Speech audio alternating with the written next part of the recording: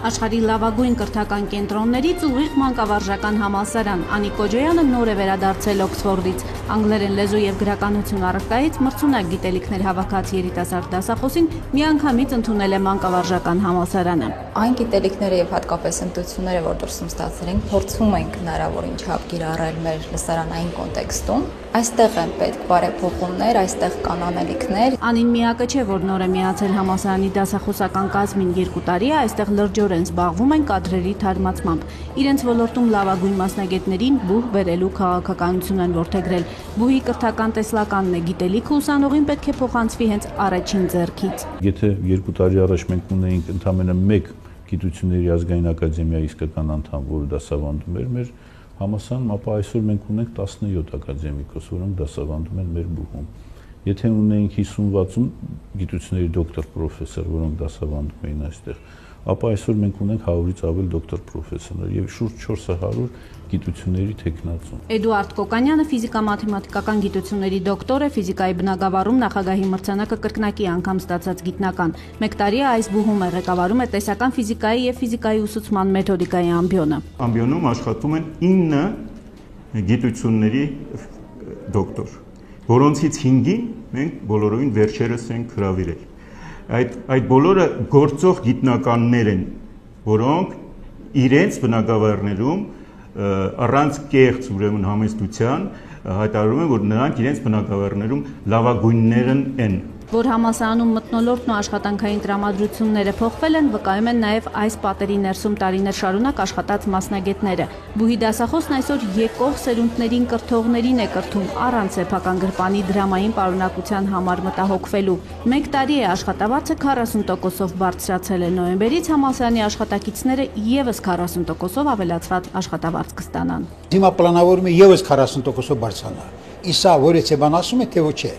Իհարկե ասում է 210,000 աշխատավարձ կլինի ընդհանուր, բայց ես արձերը հավանաբար կստանամ 250,000, որը քիչ չի, դա բավականին զգալի, համատաբար զգալի լավ աշխատավարձ է սորադրությամբ։ Այսօր օրինակ դոկտոր պրոֆեսորների աշխատավարձը մանկավարժականում միջինում 190,000 դրամ է, 2 ամսից կդառնա 265,000, ամբիոնների վարիչները կստանան 440,000 դրամ աշխատավարձ։ Համաձայնենք ընդհանուր համապատկերում այս բուհի աշխատակիցների վարձատրությունը իսկապես առանձնանում է, եւ սա այն դեպքում, երբ համալսարանի բյուջեն 4 միլիարդ 500,000 դրամ է եւ նախորդ տարիների համեմատ ոչ մի լումայով չի փոխվել։ Համալսարանի պրոռեկտոր Մեհեր Մելիք-Բախշյանը ասում է, որ գաղտնիքը միայն ֆինանսների գրագետ կառավարման ու խելացի մենեջմենտի մեջ է։ Ֆինանսների ճիշտ հաշվարկ կատարել։ Եվ պարզվում է, որ կարելի է, հնարավորություն կա, եթե ճիշտ ենք մենք այդ գումարները բաշխում, ինչ-որ բաներից մենք հրաժարվում ենք, որը նախկինում մեզ պետք ավելի մեծ ուշադրություն էր դարձում, ապա այսօր ամբողջովին բոլոր միջոցները ուղղված են ուսումնական գործընթացի բարելավմանը եւ մեր դասախոսների աշխատավարձի բարձրացմանը։ Ֆինանսների կառավարման ճիշտ քաղաքականության արդյունք են նաև համալսարանի վերանորոգված, թարմացած եւ ուսանողներին բոլորովին նոր պայմաններում սպասող մասնաշենքերը։ 200 միլիոն դրամ 2 տարում արդյունքում նոր լսարաններ, գրադարան, համակարգչային սրահ ու ճաշարան։ Շենքային պայմանների նորացումն ամբողջությամբ սեփական բյուջեով են արել։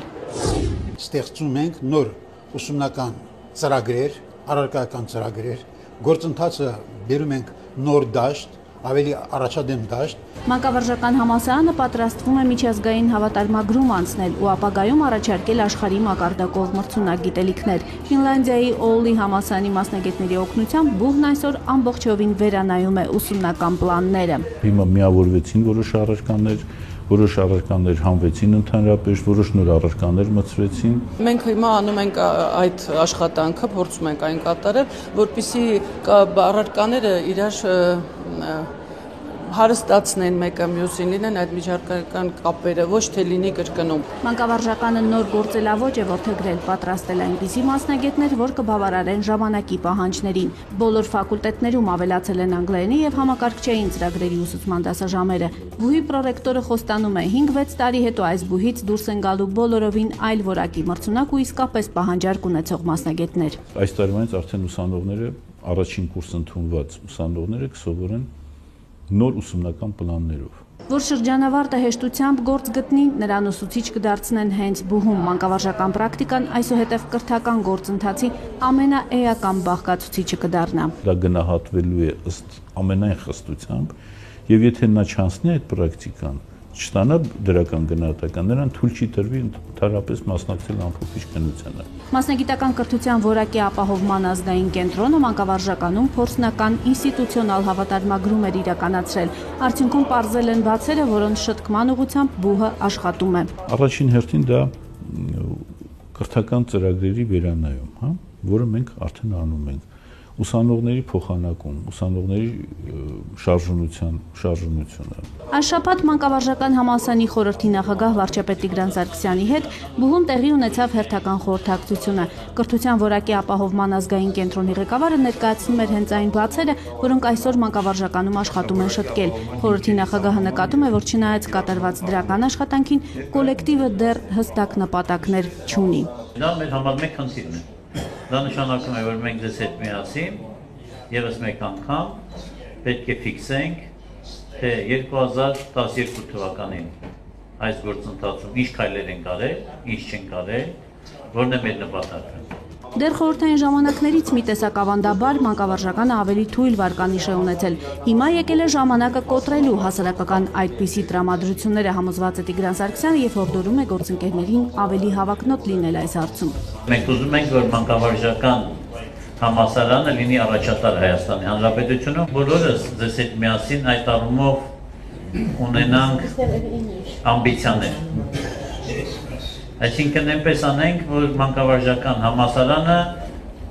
պետական բուհերի մեջ առաջինը անցնի միջազգային ակրեդիտացիա եւ հնարավորին չափ շուտ։ Խորհուրդը լսում է նաև ուսանողների ձայնը, խնդիրները, որ նրանք բարձրացնում են, հնուց են գալիս հանրակացարաններ, աշխատատեղերի ապահովում։ Շրջանավարտը, մասնագետը չի կարողանում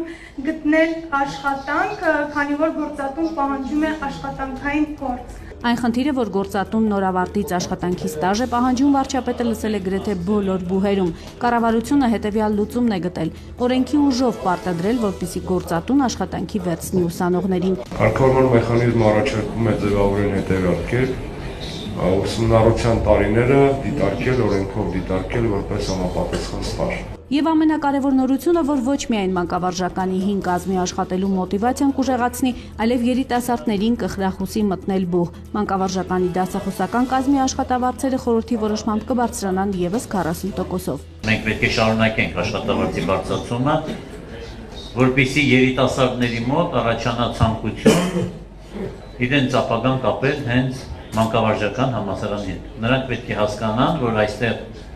ոչ միայն խիստ պահանջներ են ներկայացվում որակի նկատմամբ, այլ նաև կա դրան համադրելի վարձատրություն։ Այսպես Երևանի Խաչատուր Աբովյանի անվան մանկավարժական համալսարանում ոչ միայն միջավայրի, այլև բովանդակային փոփոխություններ են տեղի ունենում։ Նկատելի են արդյունավետ կառավարման առաջին պտուղները։